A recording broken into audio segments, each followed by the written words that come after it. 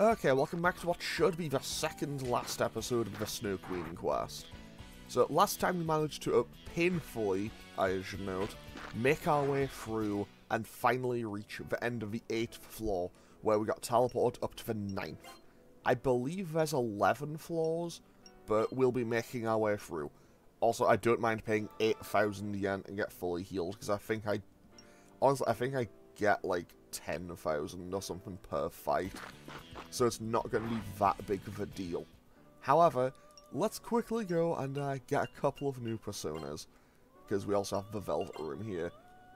I will also have to come back later, because last time we got the Rosetta Stone and the Stuffed Deer, so I'll need to get some new things to be able to fuse for a Emperor persona and a Magician one, to get Isa and Naria's ultimate personas. However, if I use the blue tablet here, I can fuse and get Seiryu. So I'm going to fuse and get Seiryu, and I think this will probably be the final persona I get for Hidehiko. I think. So we're going to fuse with Zombie Painter and Kiyohime, and now we end up with Seiryu. I mean, I'm not going to question how fusions work in this game, to be totally honest, because some of these end up being kind of wild. So I'm going to switch out Hokuto Seikun for Loki, I think. Then I'll switch out Yatagarasu for Seiryu. And then I'll switch out... you know what? For now, I'll switch out Varuna for 4. Actually, maybe I should give Naoya 4. He has bad affinity with it, so let's not do that. Yeah, I'll switch out... Actually, I'll switch out Ku. I'll switch out Ku for 4. Now, I'm also going to delete a couple of my old personas. So I'm going to get rid of Hokuto Seikun, because I'm never going to use it again. And with that, we get the Wuhuo Enyan Shan. That maybe was not the best pronunciation of that. I'm so sorry if that was awful pronunciation.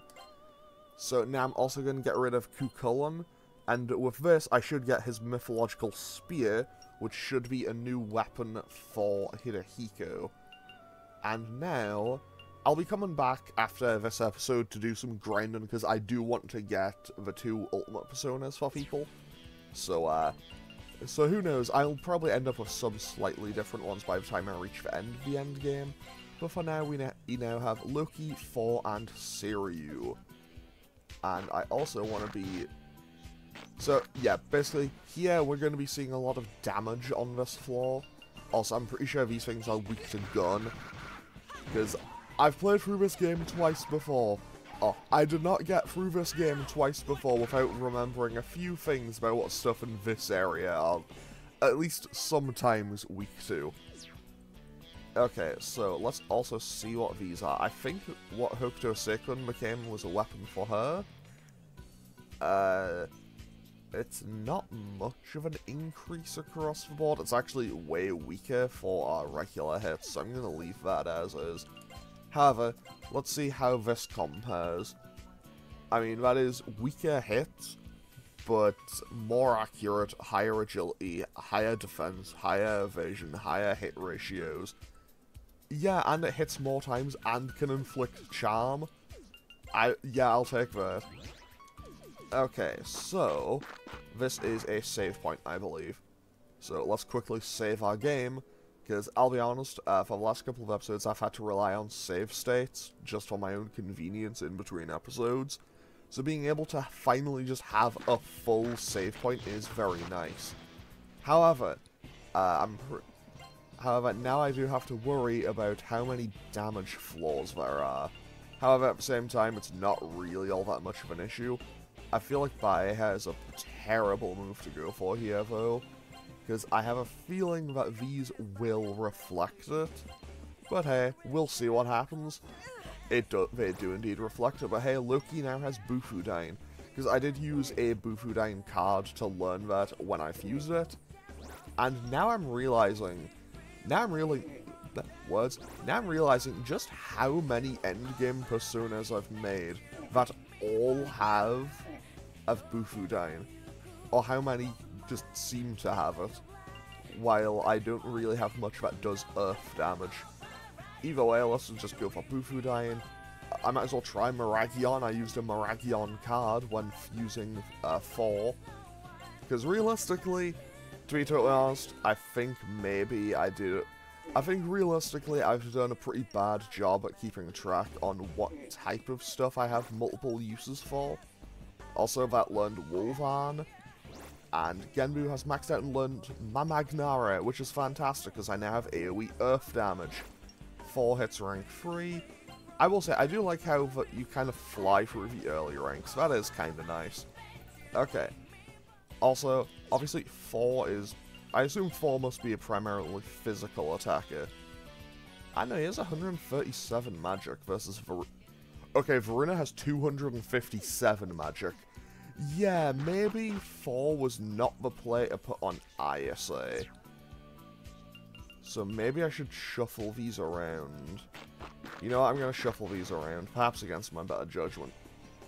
Okay, Gudon, this is Gudon. They're weak to guns. Or at least they're weak to Naria and Hidehiko's guns. So basically, I just default to guns for these because it's just easy. I will say, I do quite like Gudon. I think it appears in later games as like a tiger that's like on fire or something. I'm pretty sure Gudon does appear, yeah, in some of the later Persona games as well. Okay, so let's quickly shuffle some Personas around. So, what is Odin looking like? Okay, let's put Odin away. No. Oh, right. Let's switch, okay, this is going to take a little bit of doing. I'll put Varuna away, switch 4 over for Varuna, switch Odin out. Okay, Naria has bad affinity with it. Okay, let's do it this way instead. So now, pretty much, I've just flipped 4 and Loki across Isa and Yuki now. To be fair, I think that's actually how I'd originally planned to have them set up. And now I have 4 Loki and Odin all across the board, so that's kinda cool. Now, if I recall correctly, this next floor is like a toxic floor, so I kinda want to avoid that. Because I also don't have Liftoma on anyone.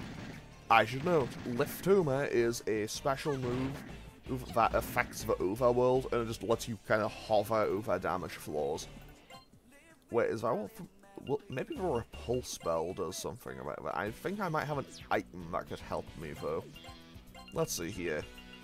Disc Sick. I don't have enough. Repulse spell just keeps you out of battles. Numerous spell. Okay, I guess I don't have one. Also, I assumed the Doggerel tablet was something for fusion. Okay, yeah, that is poison. And I don't have enough disc poisons to cure everyone. So I need to find another way around here. Honestly, I'll pay a small fee. Okay, I guess it is just 8,000 just flat here. But honestly, I'm okay with that, because honestly, I'm not going to need to buy anything else in the game at this point. Because I'm fairly certain that I don't get access. I'm fairly sure that I don't get access to another shop for the rest of the game. Unless I go all the way back down.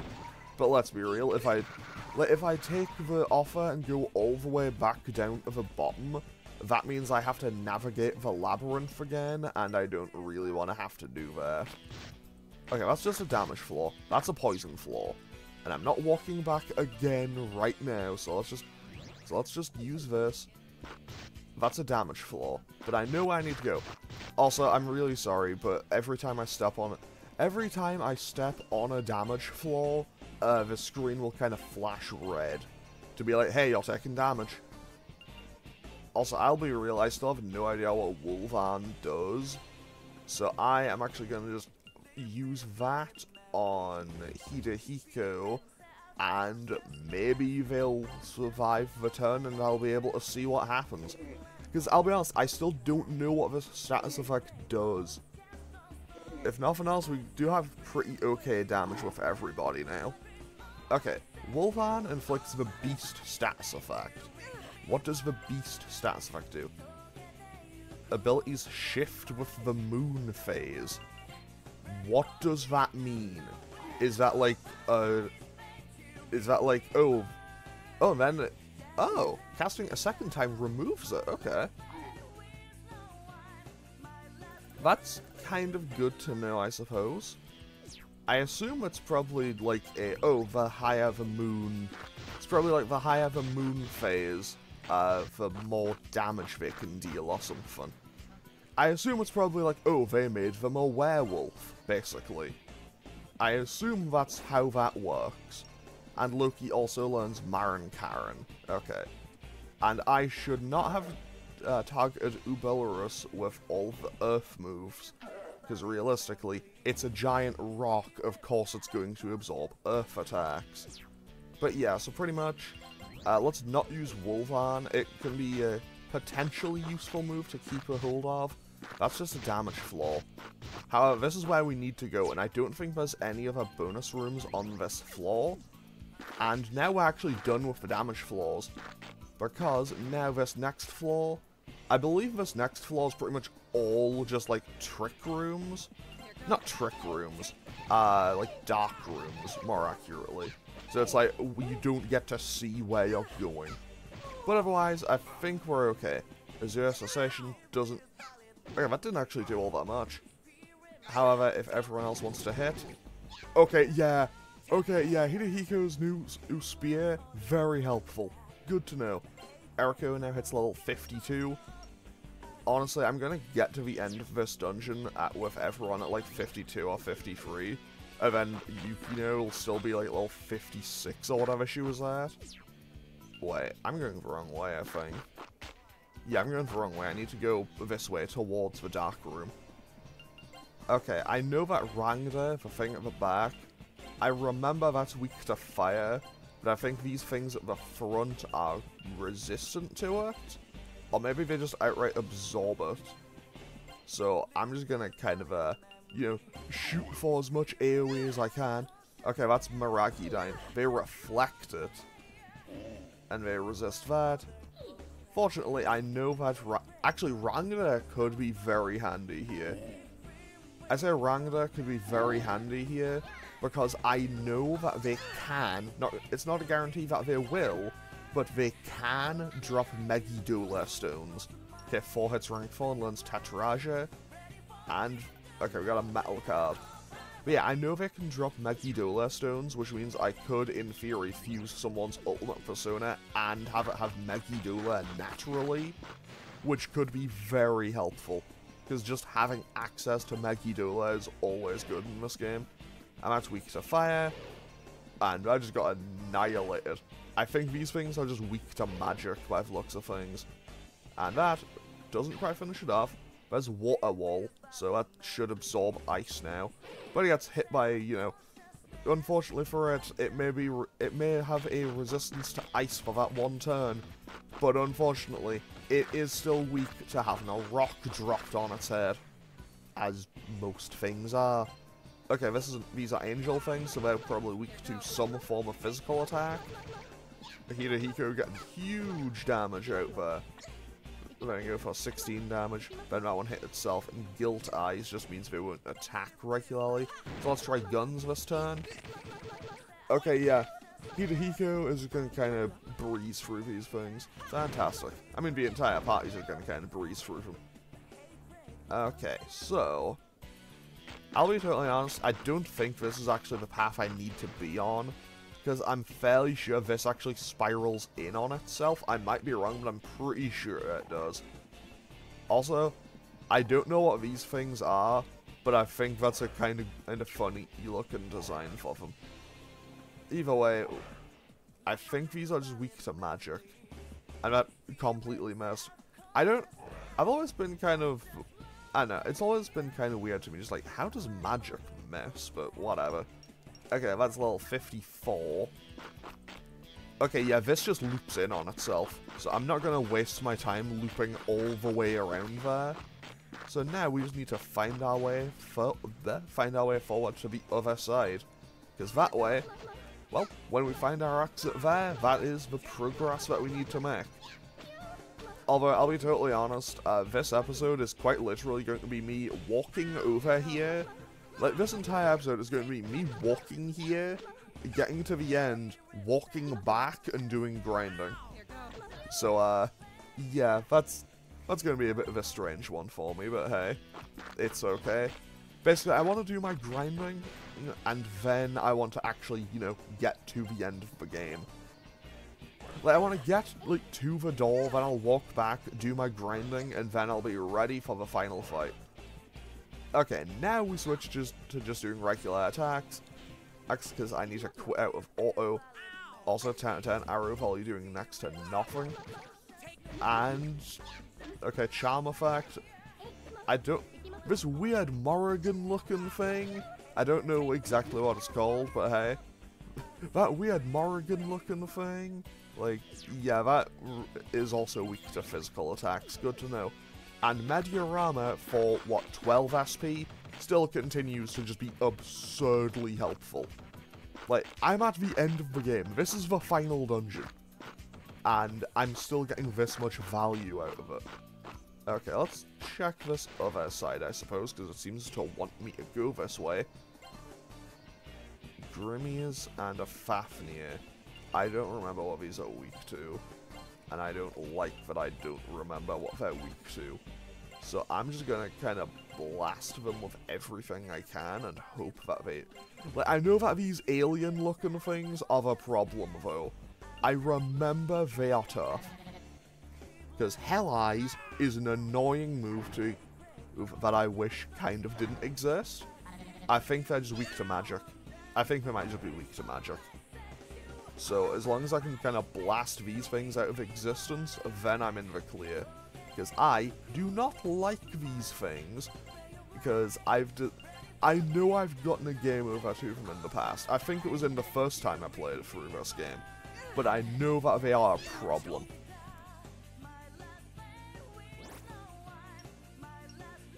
And Loki learns Bind Voice.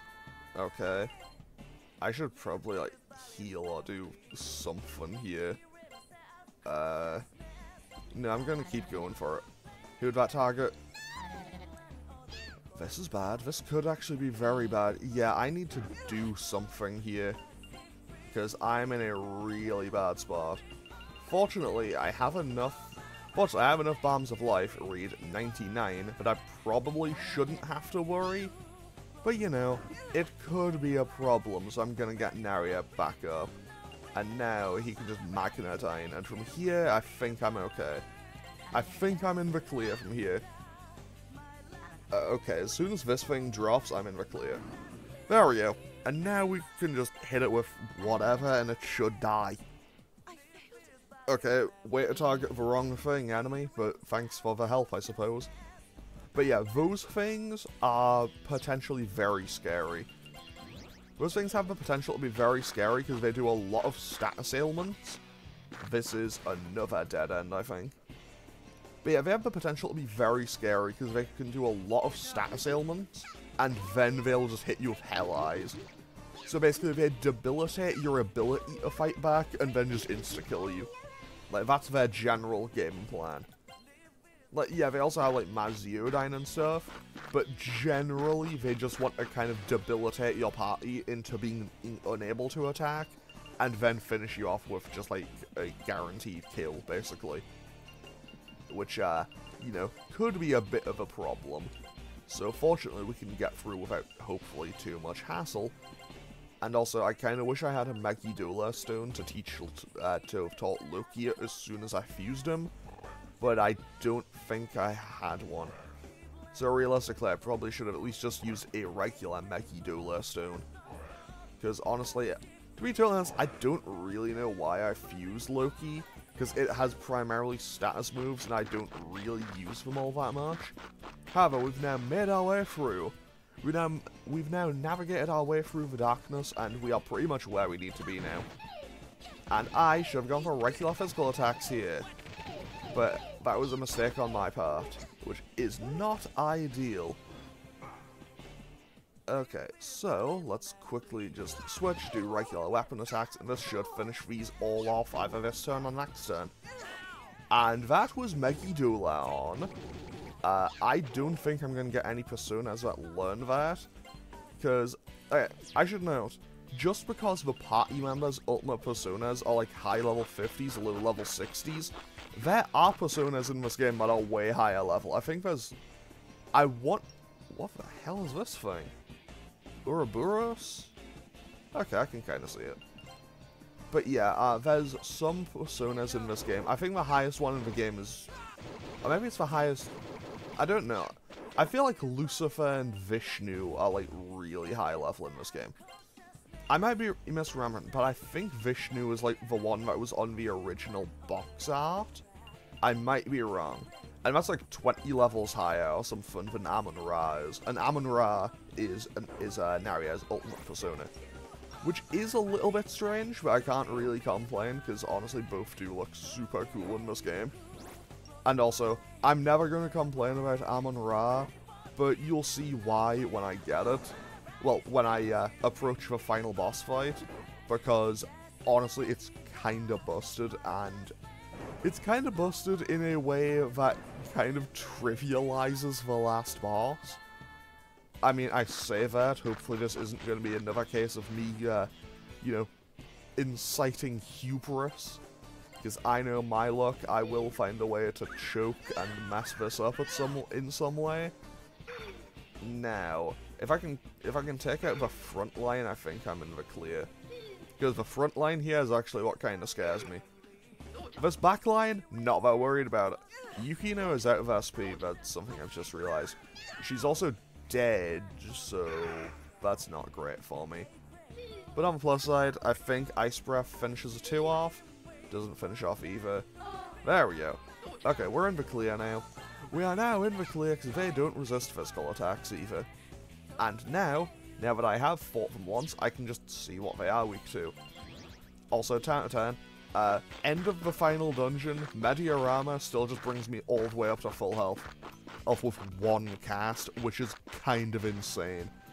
Like, that is absolutely nutty. What the hell is this thing? Andromeda? Okay. This is a very different look for Andromeda from how I remember seeing it in SMT5, I can tell you that for certain. Because in SMT5 it looks like a donkey with like peacock feathers, if I recall correctly. Oh, hang on, that was a lot of damage. That was a ton of damage. Okay, one is charmed, one's dead. But yeah, like, Andromeda looks so different here. Yeah, than how it looks in the it went for death. Like, it went for death to kill. It went for an insta-kill move. And ISA just went, Uno reverse card, no you. Okay, that was great. Loved that. But yeah, like, Andromeda looks so different there to how it looks in SMT5. Okay, so we've now reached the end of the Ice Castle. This is the final door. If I go through here, I fight the final boss. So I guess we're having a shorter episode today. So I'm gonna end off today's episode here. Go back, do some grinding, get some new personas and stuff, and then I'll be ready for the final boss next time.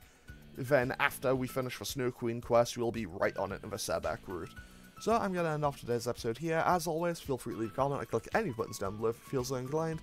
And I will hopefully see you all next time for the finale of the Snow Queen quest. Okay, thanks for watching. Later.